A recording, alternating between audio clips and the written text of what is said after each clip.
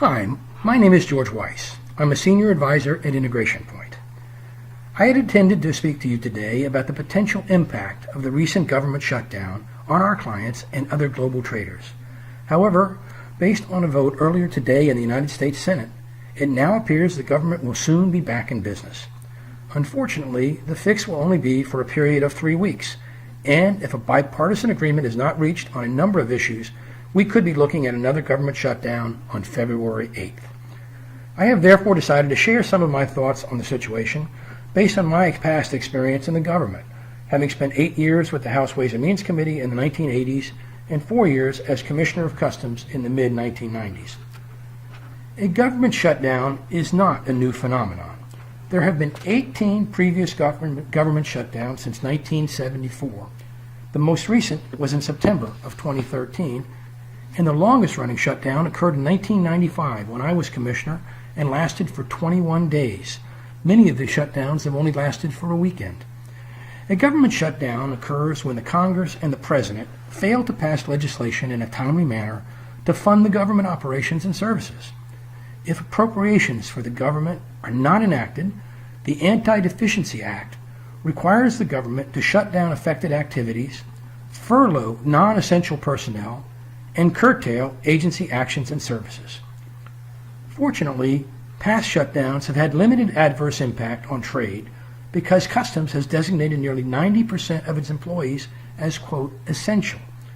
It is committed to keeping its personnel in place at land, air, and sea borders and between our ports of entry to carry out its important responsibility of securing our borders and keeping legitimate goods and people moving.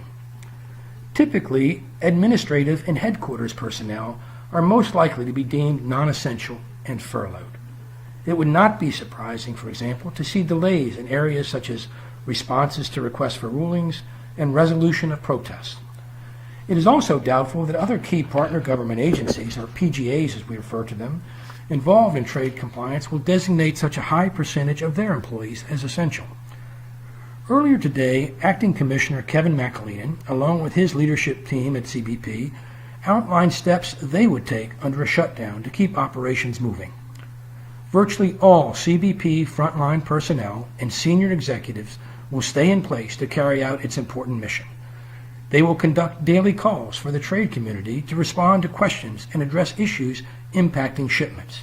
They also committed to working closely with their PGAs to reduce the risk that issues related to those agencies adversely impact the clearance of import and export shipments.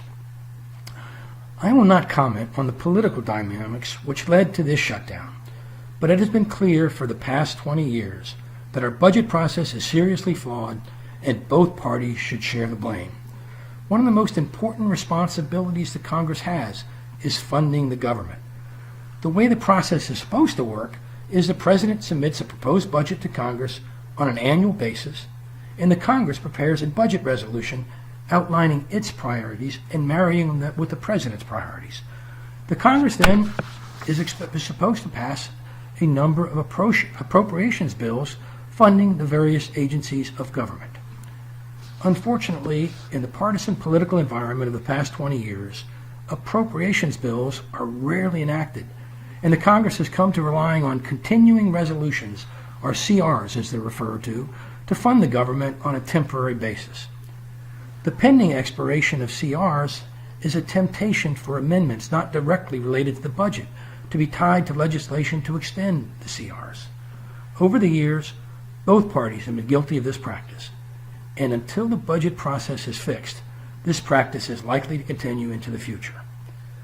My advice to all of you is to watch carefully as this process continues to unfold and stay informed on steps CBP and other agencies are taking in the event another shutdown occurs.